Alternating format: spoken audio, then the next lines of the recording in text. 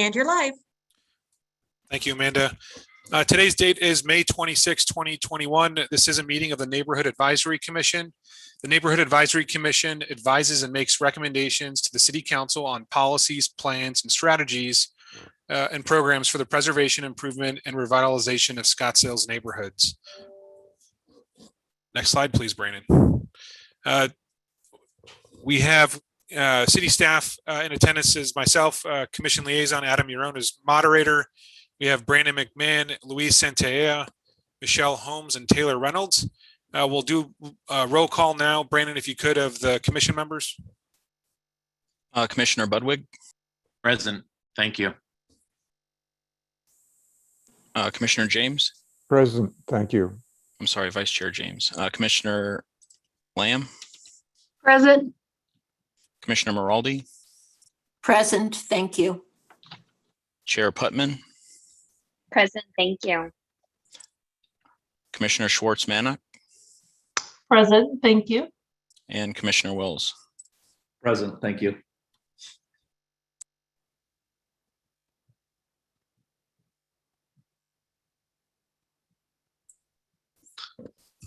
Moving on to tonight's meeting, just wanted to welcome Commissioner Schwartz-Mannock into the Neighborhood Advisory Commission. She was recently appointed by City Council, and this is her first meeting.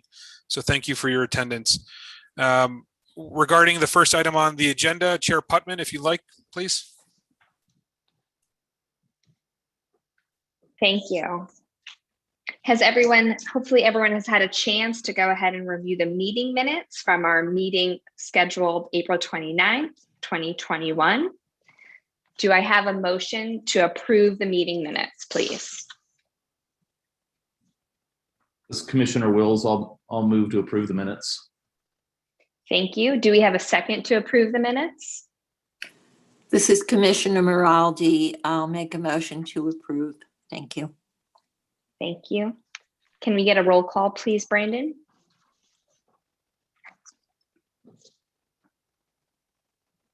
Yes. Commissioner Budwig.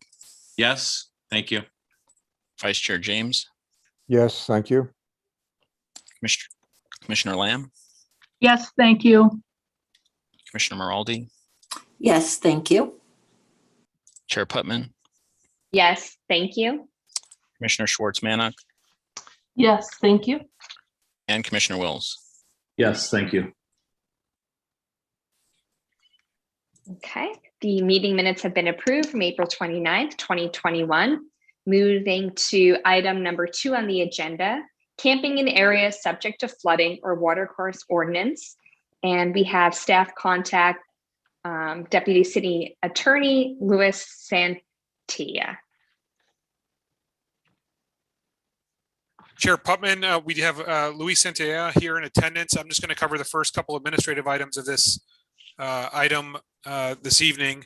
Next slide, please, Brandon. We'll just be confirming receipt of public comments submitted on this agenda item, and this is an information and discussion item only. Next slide, please. We did not receive any public comment, but as I stated, we have Deputy City Attorney Luis Santaella here in attendance.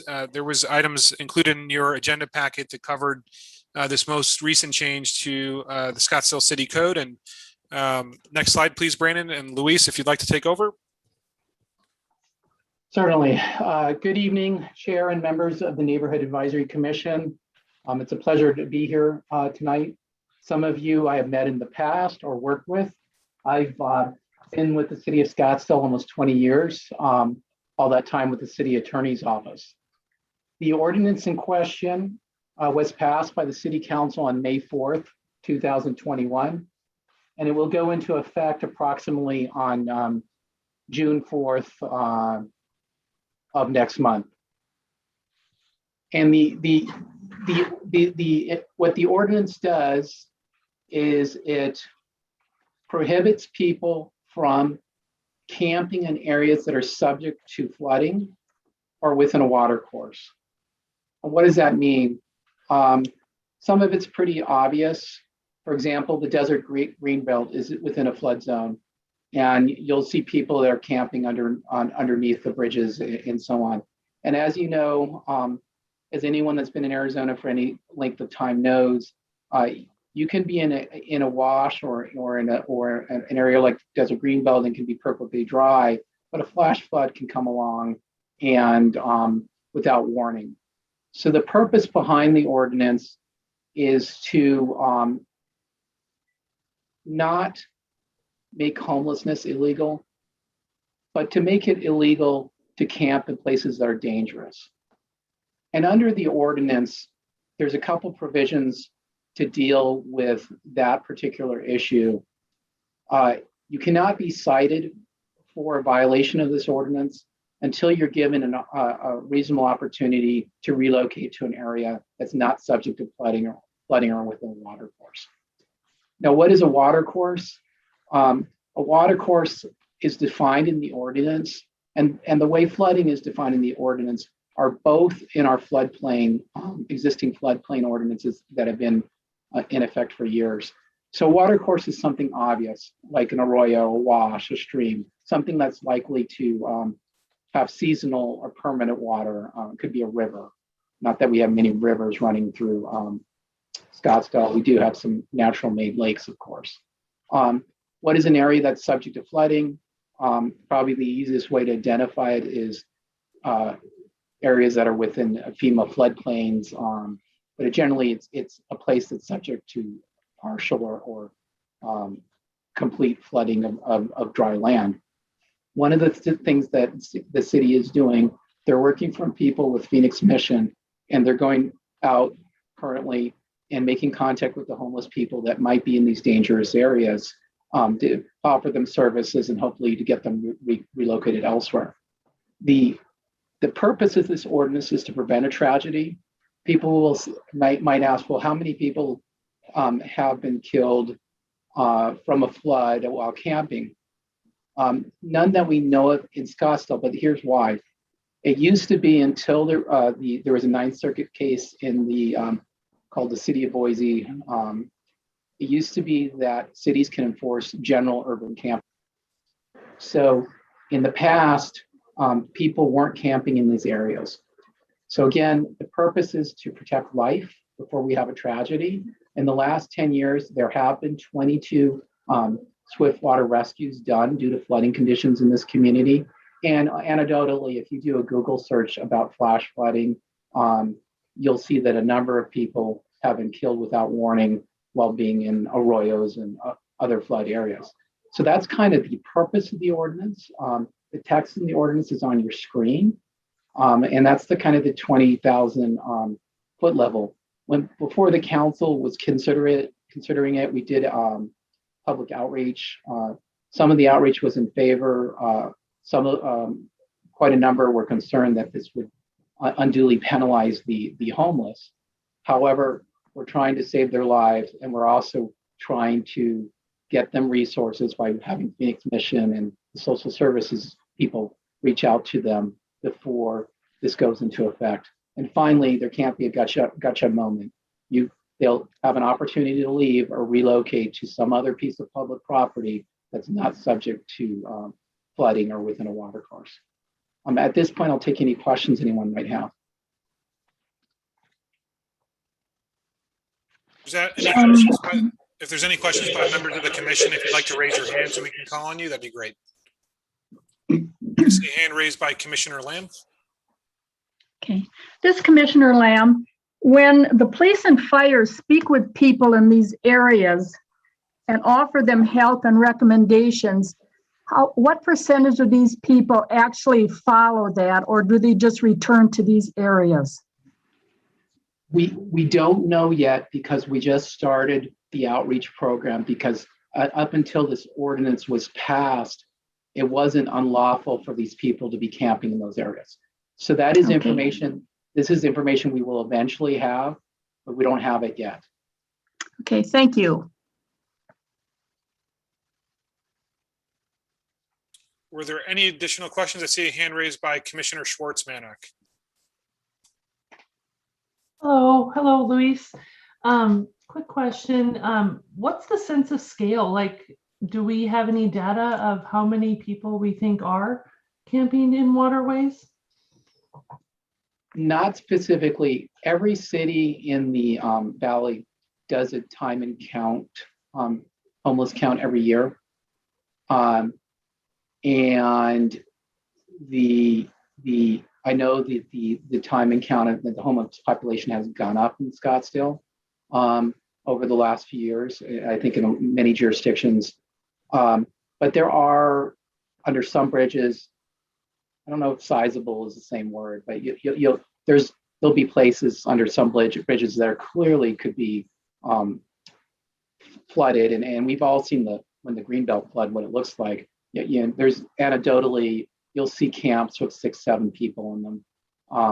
So we don't know specifically the aggregate numbers. It's probably something we'll also find out as we do the outreach to help try to relocate these people elsewhere. In general, at least anecdotally, the overall homeless population from Scottsdale has probably gone up from, and this is kind of an estimate guess, has gone up from it, used to be 60 probably to more like 189 people.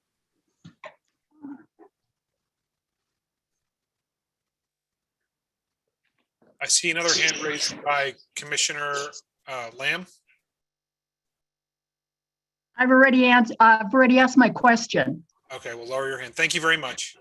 Oh, sorry. Oh, that's quite all right. Were there any additional questions by the commission at this time? Seeing none, I see Commissioner Lamb, your hand is up again. No, I just lowered it. Okay. It looks like we don't have any additional hands raised. Luis, thank you very much for the time and presentation this evening. Thank you. It's very much a pleasure being here tonight. I hope you all have a good evening. Thank you. Brandon, if you would, please, we'll move on to item 3 of tonight's agenda. Chair Putman, this is a neighborhood enhancement program grant request by Operation Fix It. And I believe we have Brandon McMahon here in attendance to present this item, as well as Michelle Holmes with Operation Fix It here to answer any questions.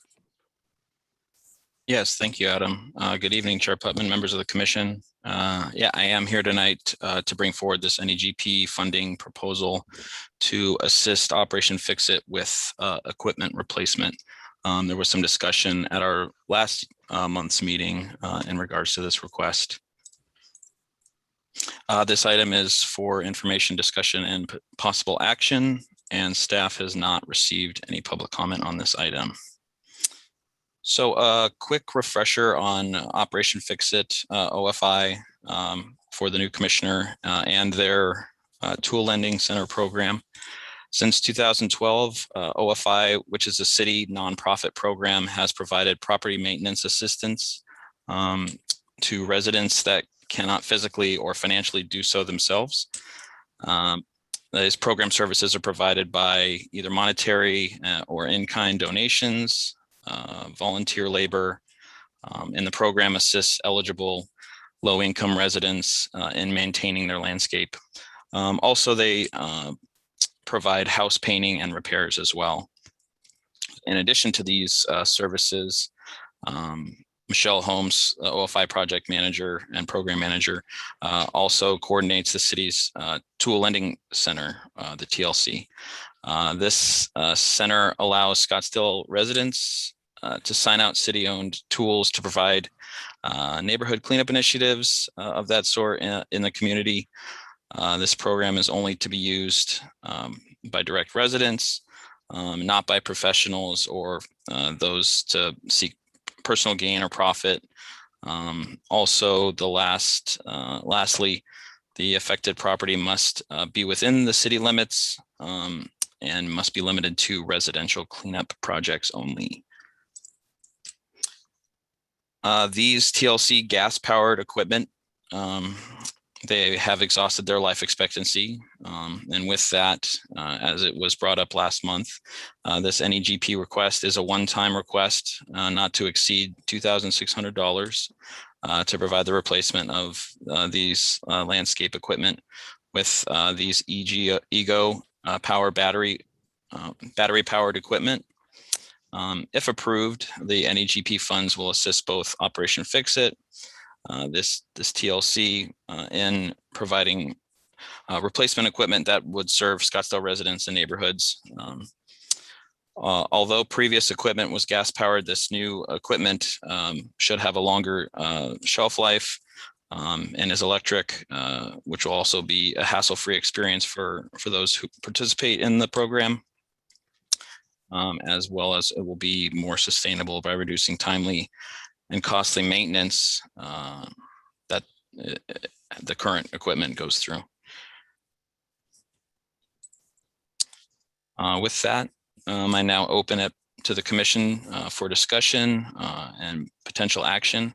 And I'm also happy to answer any questions that you may have. Thank you very much.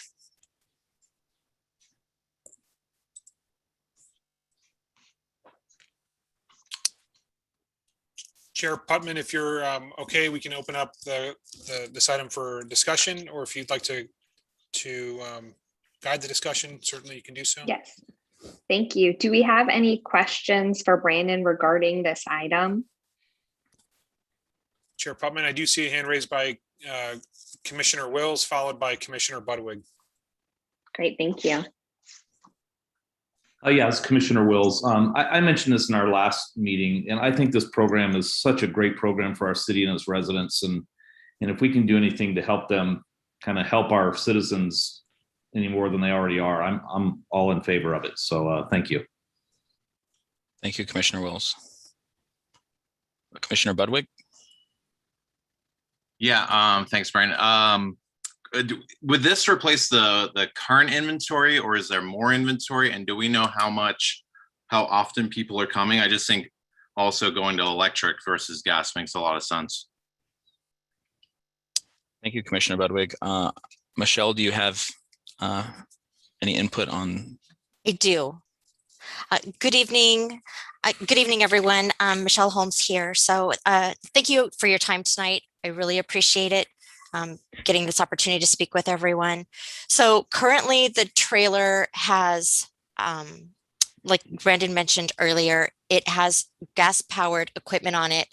And while the gas-powered equipment has served us well in the past, it is something that every season, because our volunteers are with us during the best times of the year here when all of us really enjoy being outside. And then the equipment sits in a very hot trailer most of the time through the summer months. And so come fall, a lot of that equipment has to be pulled out. It has to be serviced. And it does create an expense to keep it maintained and up and running. And some of that equipment has exceeded its life expectancy. And so we have really just a mishmash, I'll just use that technical term there, of some equipment that really should be replaced and some that we will still keep in the trailer as backup equipment. Because when we are using volunteers, they are wonderful, but sometimes they are very savvy with equipment and how it's used. And sometimes they have never held a weed eater. And so things can go awry. What we have experienced just recently with a test of some of the battery powered equipment is that it was like 300% or more just user friendly to anyone who, whether they had experience using any of this equipment or not. It was just so much easier to use. It was lighter. It just served us so much better than having to see if you're working with the throttle, if you've gassed it up, if you have enough gas in it. There's just so many things that you have to troubleshoot when you're using gas powered equipment versus using this battery powered. So we're really looking forward to switching over to this for just so many reasons. So I hope that answers your question plus.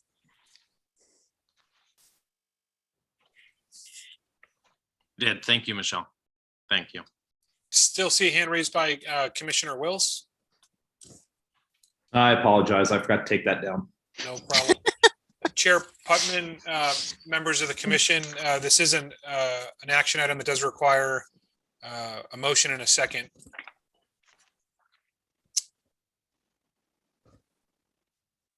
So This do we have a Commissioner Wills, motion? I'll motion that we approve it. Great, thank you. And do we have a second to approve the $2,600 replacement program equipment? Chair Putman, I see a hand raised by Commissioner Budwig. Yep, I will second that motion. Thank you. Great, thank you. And Brandon, can we go ahead and take a vote for this $2,600 program equipment replacement? Certainly. Commissioner Budwig, Yes, thank you. Vice Chair James, Yes, thank you. Commissioner Lamb, Yes, thank you. Commissioner Maraldi, Yes, thank you. Chair Putman, Yes, thank you. Commissioner Schwartz-Mannock, Yes, thank you. and Commissioner Wills. Yes, thank you. Thank you, Great. everyone. Thank you, Michelle. So we will go ahead and move to item 4, the neighborhood enhancement grant proposal via La Playa Landscape Enhancement. And we have Taylor Reynolds, please. Yes, good evening, Chair Putman. This is Taylor Reynolds with Long Range Planning, here to present on item 4, Villa Playa Landscape Enhancement.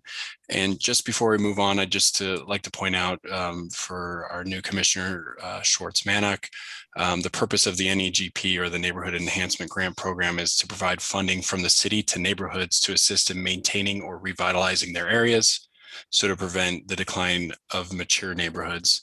So by encouraging neighborhood participation and investment, it is the program's objective to address individual neighborhood needs before they become community challenges. So with that, next slide, please. So for this item 4, we're going to confirm receipt of public comments submitted on this agenda item. And again, this is similar to the previous item, information, discussion, and possible action. And just like the previous item, there was no public comment collected here. This particular project site is located at the northwest corner of 78th Place and Indian Bend Road, just west of the Hayden and Indian Bend's intersection. This is a one-time request not to exceed $4,000 to enhance the existing landscaping within city right-of-way, which is adjacent to the Villa La Playa community. These enhancements would include replacing approximately 30 plants within that yellow area you see adjacent to that shared use path on the north side of the roadway, and also to spread 40 tons of granite, all of which would adhere to McCormick Ranch plant and color palette. In terms of program criteria, the subject site is within, again, city right-of-way and has frontage to Indian Bend Road, which meets the criteria of being classified as a minor arterial. Furthermore, there's no current active notice of compliance from code enforcement. And since no property maintenance mechanism is in place for this community, the adjacent right-of-way maintenance is the responsibility of individual property owners along Indian Bend Road. So next slide, please. In terms of existing conditions along this roadway, there are several instances of dead or dying plants. Next slide. There are instances of bare patches of ground that require granite, as you can see on the lower left-hand portion of the screen. Next slide. And there are also areas, again, where landscaping has been removed and not replaced. Next slide, please. So as per the purpose, powers, and duties of the Neighborhood Advisory Commission, staff recommends that the commission approve this request not to exceed $4,000 for landscaping enhancements at the northwest corner of 78th Place and Indian Bend Road. Again, staff is on hand to answer any of your questions. Thank you. Vice Chair James. Thank you. This is Vice Chair James. I have a question here, and maybe a more general question than even this proposal. The criteria for these grants says that the property must be within a non-HOA area. And in fact, we turned down a request last week or last meeting because it was in a HOA area. Villa La Playa is in a HOA area. It's in the McCormick Ranch homeowner, what is it? The McCormick Ranch Property Owners Association. Now, I don't know exactly how this works then. If the issue is that they have no mechanism for maintaining this easement area, how is that different from other areas that are HOAs that we have suggested should be responsible in some way? So for instance, in the last meeting, there was a discussion of an email from someone who was concerned about the appearance of the easement areas along Shea. And the response to that was a map that showed where individuals might be responsible for that area, and then also where HOAs were, with the implication that the HOA is responsible for that area. Can someone sort of explain this to me? Why is it that the HOA is responsible for the area on Shea, but the McCormick Ranch Properties Owner Association isn't responsible for this? They, in fact, have in their rules discussion of trees, for instance, that that they say that they have funds to buy and maintain. Now, I'm not sure if that applies to this area or not. I'm actually finding this sort of increasingly confusing about the importance of HOAs in making these grant decisions. Yes, Vice Chair James. Brandon, if you could back up to the slide of the request with the aerial.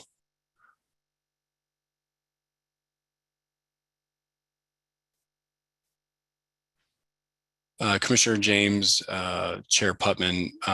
So in terms of this particular request, what is different here in regards to those sites along Shea Boulevard is the project site is within the city's right of way.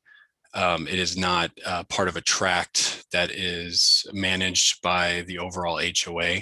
So in this instance, each of those particular property owners that you see along this roadway, 7 homes, they are each responsible for individually for this maintenance of this right of way.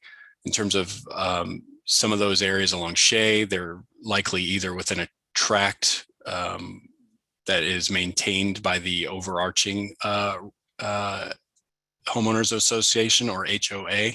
In this instance, these folks are part of the overall McCormick Ranch HOA, but neither McCormick Ranch nor Villa de Playa or La Playa HOAs are responsible for this area. It is the individual property owners in this instance.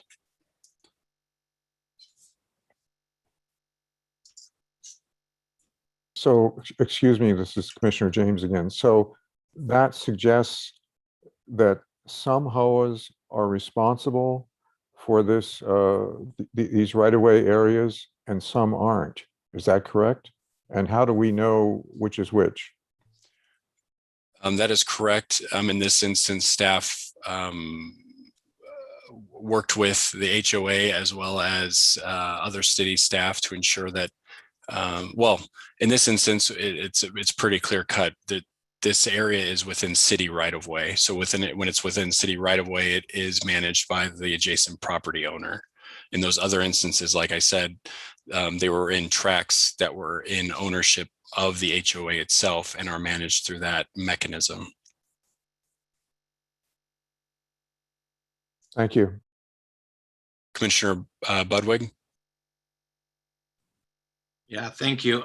Taylor, who would, if this was passed, who would maintain it? These 7 homes would be responsible for maintaining the area. They would each of them be responsible for their 10, 15 feet section. And similar to the project that was brought forward on Thomas, it was kind of a little bit of give and take, and maybe we could suggest that the HOA works with these 7 homes, because their walls are in pretty bad shape too, and I'm surprised Villa La Playa and McCormick Ranch aren't getting on them for the condition of their walls. So maybe, would they be responsible for what was put in, I guess.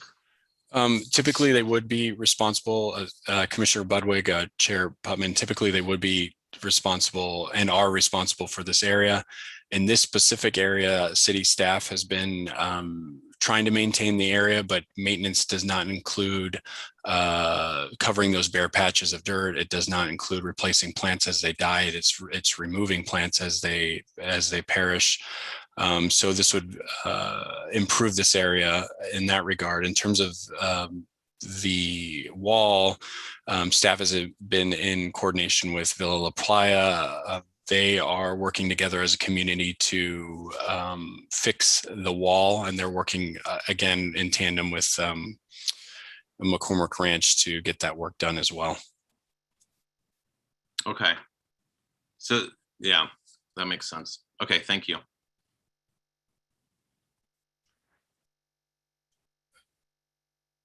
Vice Chair James. Okay, I'm still a little confused here. What is it that makes the wall different from the right of way? We're dealing with this, as has been said, in the area that wanted gravel, which is also, I believe, a right of way area.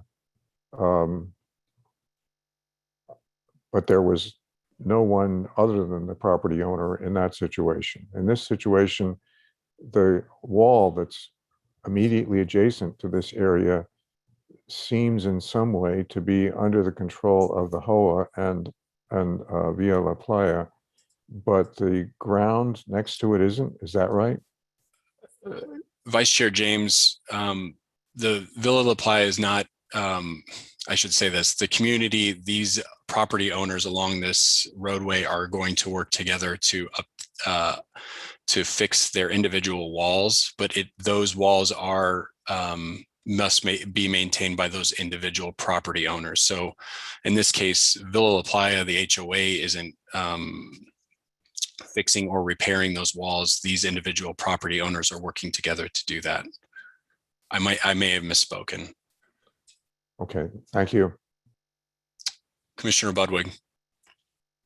Yeah, thanks, Taylor. I think what's unique here is getting 7 homeowners together to identify what is going to be done with a large section of landscaping like this. And so I would like to propose that if the 7 homeowners work with their HOA and McCormick Ranch and get their walls looking good, that the city, that they get the grant and they get the funding to, and they would get the re-landscape, and then the city will maintain to a level that they can. But I think we'd like to see the homeowners take responsibility of the wall, but if it is city right away and it is 7 homes and it has to go through McCormick Ranch, and we also do have the funding to allocate for the year, I'd like to, make a motion to get this approved based on the fact that we'd like to know that the walls are being done by the homeowners and the HOA, through the HOA. Thank you. Chair Putman, members of the commission, this is Adam with the City of Scottsdale. If it's okay, I'd like to address the motion made by Commissioner Budwig.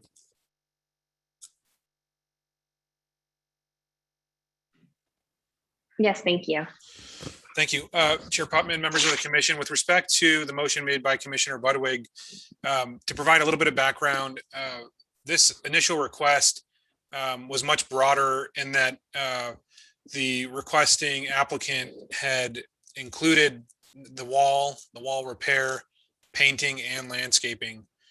Through the discovery of the enforcement tools available to the Property Owners Association, not the HOA, which is a little bit different. Property Owner Association provides for basically private agreements between similar property owners to enforce things like color standards within the community or base design standards of their respective homes. As Taylor mentioned, the common area tract or parcel of area to which landscaping is being requested for this evening is an area that's currently within the city's right of way and maintained by the city. as I stated, as part of the discovery is in understanding that there's an enforcement tool available for those residents to manage not only the maintenance and repair of the wall, but also painting of the wall. That portion of the request was removed, and through the coordination of commission staff, as well as Parks and Recreation staff, Jody Pierce, who normally implements the landscaping in these areas, it is our understanding that the property owner association did have citation with those 7 residents to repair the wall, and they're coordinating the repair and painting in the coming future. With regards to the modification made by Commissioner Budwig, we do have to have this expenditure made before our fiscal year end, which ends at the end of June. So as to allow for this to be accounted in this fiscal year. To that end, I might suggest that the commission allow for city staff to coordinate with the residents to ensure that the landscape material will not be in conflict in areas where the future wall repair will be occurring, just to ensure that the commission's work doesn't go damaged by way of the wall repair. But there could be some delay just based on inherent labor shortages and supply shortages right now, that we'd like to ensure that these funds be utilized this year and maximize to the potential of what the commission can allow for. To that end, Chair Putman, and if you'd like to carry the conversation from here, asking if Commissioner Budwig would want to respond to any of those points. Yes, thank you. So Commissioner Budwig, on that notion, knowing that it sounds like we can't stipulate one for the other, did you still want to pass a motion to go ahead and grant the $4,000, or did you want to rescind your motion?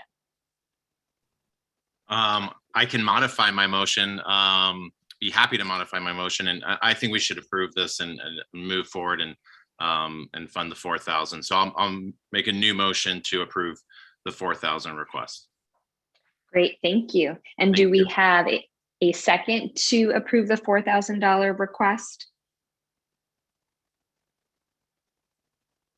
This is Commissioner Wills, I'll second. Thank you. And can we get a roll call vote, please? Yes, Commissioner Budwig, Yes, thank you. Vice Chair James, Yes, thank you. Commissioner Lamb,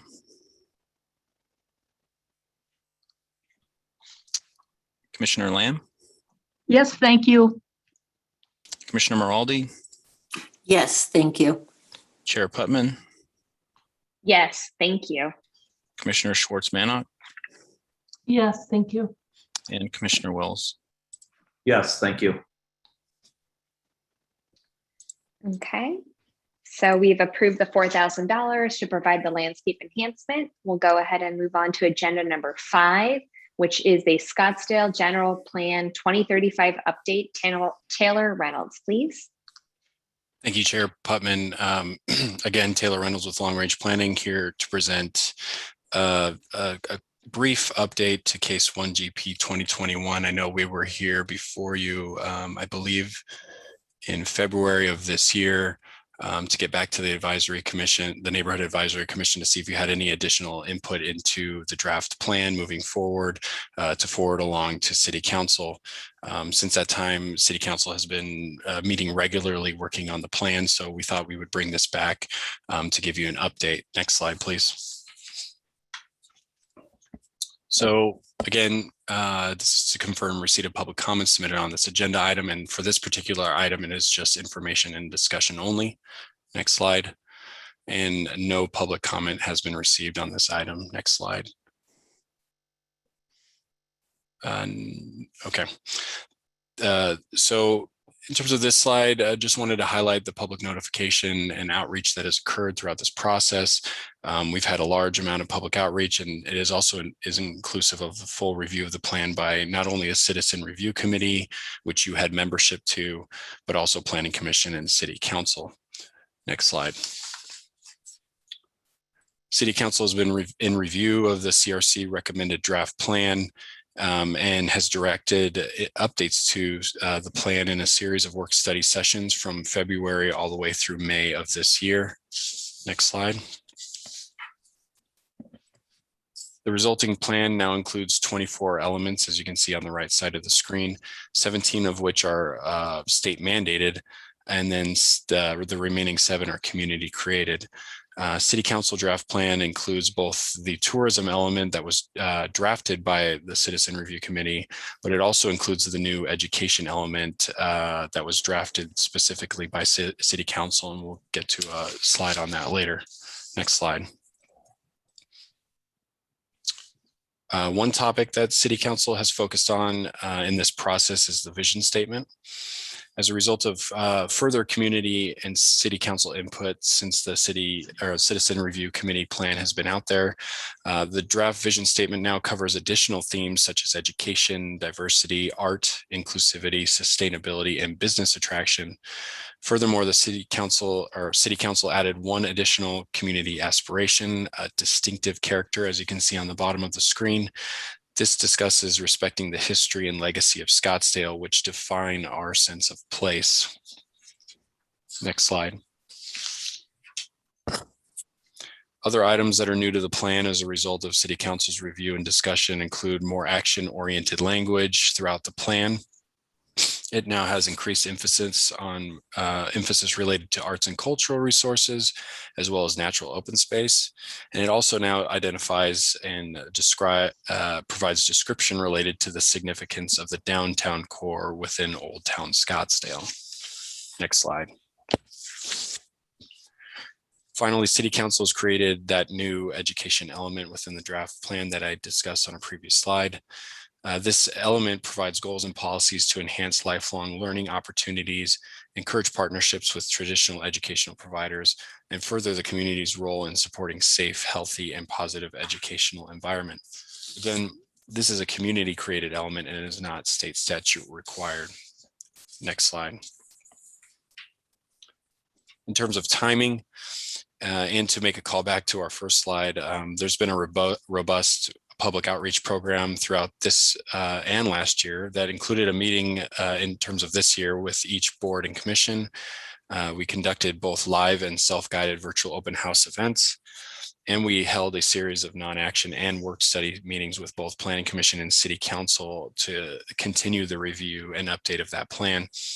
Last up on within this timeline is the City Council hearing on June 8th for possible adoption of that draft plan. If adopted and sent to the voters by City Council, the plan would go before the public in November of this year for possible ratification. Next slide. If there's any further information needed by commission members, you're free to contact our director, Aaron Perot, Adam Urone, who's also on this call, as well as myself at the information provided. Next slide, please. And I believe that actually was the last slide for this presentation. So that concludes my presentation. If you have any further questions tonight, I'm happy to answer them. Thank you. Great, thank you, Taylor. Do we have any questions at this time?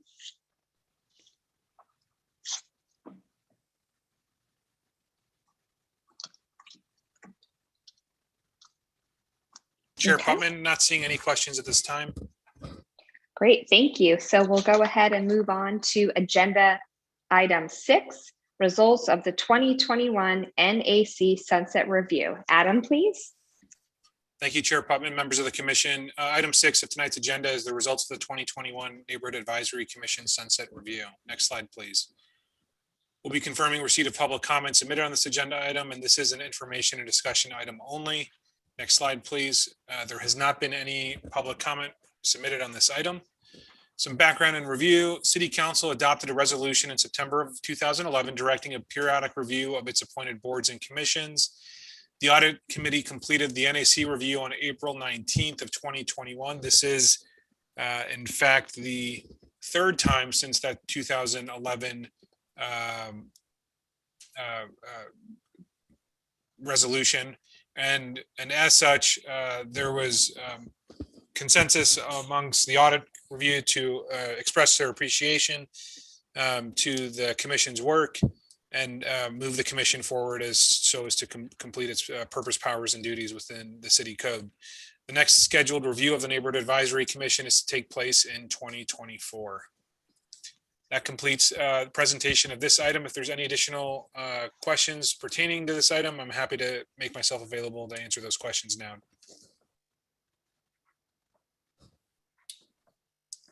If you have a question, please raise your hand. Otherwise, we'll move on. Not seeing any hands raised. We'll move on to the next item. Great. We have agenda item 7, the NAC meeting dates in July and August 2021. Thank you, Chair Putman, members of the commission. This is a reoccurring item that we have every, I should say, typically in late spring every year. Next slide, please. Regarding tonight's item, it will be confirming receipt of public comments submitted on this agenda item, information, discussion, and possible action. Pertaining to this item for the months of, we didn't receive any public comment for this item. And so the scheduled meetings of the NAC are scheduled to occur on July 28th and August 25th, respectively. In years past, the commission has scheduled a summer break, which would align with the city council break that goes on during that same time period. And as such, there are no significant or pressing items for the commission to consider or act on that's currently scheduled or called for by council for the commission to consider. And so next slide, please. If the commission would like to consider doing so, the commission could cancel the regularly scheduled meetings for the months of July and August. If that's a desire of the commission, we do need to have a motion and a second to do so.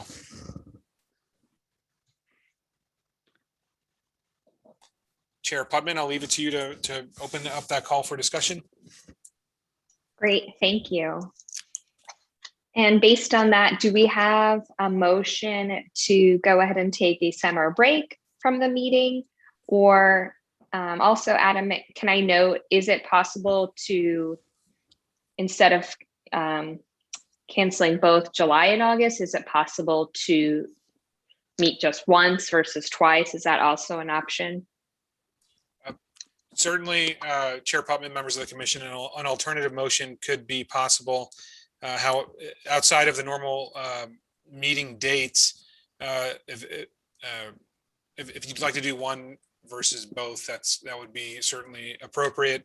If you'd like to move dates outside of our normal meeting times, we would have to find the resources available to do that to ensure we don't have any meeting conflicts set forth for open meeting laws and such. Chair Putman, I see a hand raised by Vice Chair James. This is Vice Chair James. I move that we cancel July and August meetings.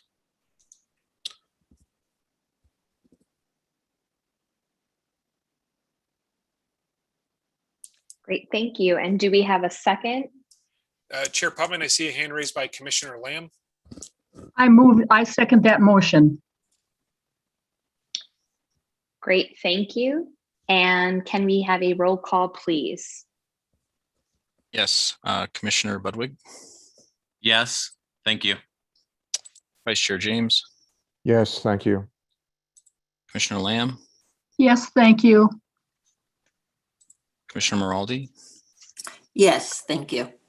Chair Putman, Yes, thank you. and Commissioner Schwartzman. Yes, thank you. Brandon, if you could let the record reflect, Commissioner Wills had to communicate that he had a hard stop at 5:45 this evening and had to leave the meeting. So thank you for that. Thank you. So it has been passed. We will take a summer break for July and August 2021 meetings. Agenda item number 8 is identification of future agenda items. Adam, please. Thank you, Chair Putman, members of the commission. Brandon, please, next slide.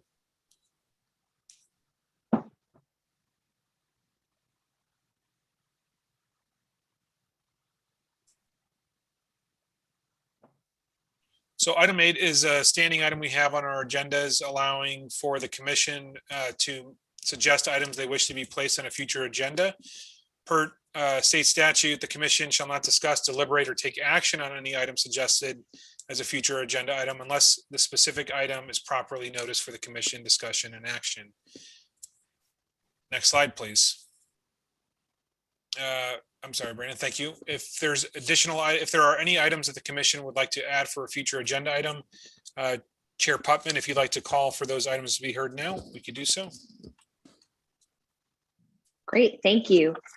Do we have any identification of future agenda items that we would like to bring to the commission's attention, please?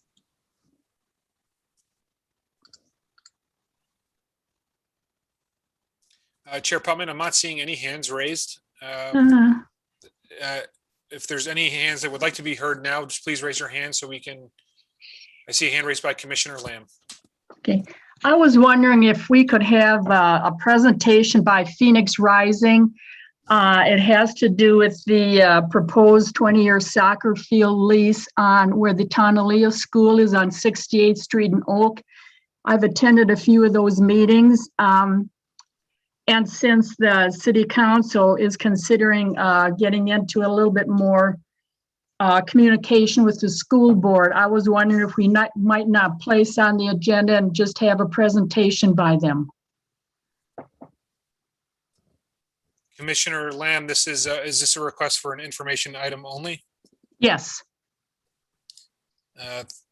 If that would like to be a desire by other members of the commission, we do have to have consensus to do so amongst the commission, and staff can try and work with school district staff to try and get that on a future agenda. Okay. If there are other commission members that would like to have that on a future agenda item, we do need to have a hand raised for consensus. I see a hand raised by Commissioner Schwartz-Mannock, so we have that noted. Thank you very much. As well as Commissioner Moraldi. Were there any additional items? If you could, please lower your hand so we can just clearly identify if you have any additional items that you'd like placed on the future agenda item. I'll ask for a hand to be raised now. Commissioner Budwig, followed by Commissioner Lamb. Yeah, this is Commissioner Budwig. Adam, would it be possible to, and I'm obviously a newer commissioner, but have a presentation about how some of the outreach of some of these programs is going to the residents and citizens? I don't see the connection of how, like the electric tool program. I'd like to see how that is getting communicated. So that would be information only. Thank you.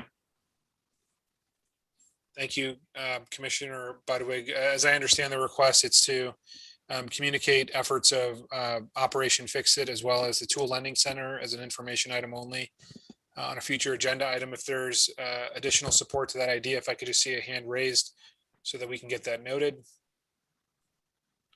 I see hands raised expressing consensus from Vice Chair James, Commissioner Moraldi, as well as Commissioner Schwartz-Mannock. So we have that noted. If I could ask for hands to be put down, if there's any additional final items for future agenda items. I see a hand raised by Commissioner Moraldi. I'm sorry, not Commissioner Moraldi, I apologize. Commissioner Lamb. Okay, I'm confused because when I click on raise hand, you're telling me, when I click on lower hand, you're telling me my hand is raised. So I'm totally confused here. Commissioner Lamb, your hand is down right now. Okay, I have nothing to say. All right, I see a hand raised by Commissioner Moraldi. No, my hand should be down. Okay, now it's down. Thank you very much. Were there any additional items that would like to be heard for a future agenda item or considered as such? Please raise your hand. Seeing no hands raised, we'll move on. If you could, Brandon, to the next item on the agenda. Chair Putman, this is item 9, staff updates. Next slide, please. The next meeting of the Neighborhood Advisory Commission is going to be on Wednesday, June 23rd. Regarding those additional items requested this evening for a future agenda item, staff will do our best to accommodate that at a future meeting, and if not in June, we'll do so when we reconvene following summer break. That concludes staff updates. Chair Putman, members of the commission, Chair, if you'd like to call for adjournment or a motion to adjourn. Great, thank you. Do we have a motion to adjourn this evening?